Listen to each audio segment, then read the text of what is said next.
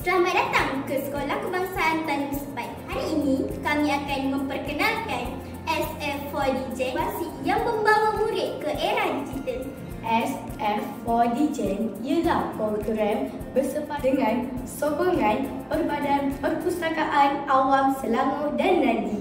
Kami menyediakan infrastruktur digital Smart TV di setiap kelas.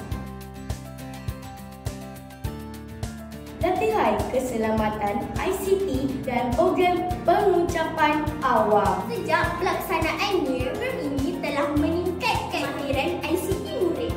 Kami juga telah meraih kejayaan dalam pertandingan video kreatif. Kami juga mengadakan aktiviti dalam dan nilam peringkat negeri.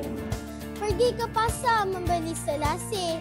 Dokumentasi projek termasuk sijil, laporan dan video latihan telah disusun rapi. Pada masa depan, kami bercadang untuk memperluas program kolaborasi, komuniti, aktiviti untuk memperkasa kreatif murid.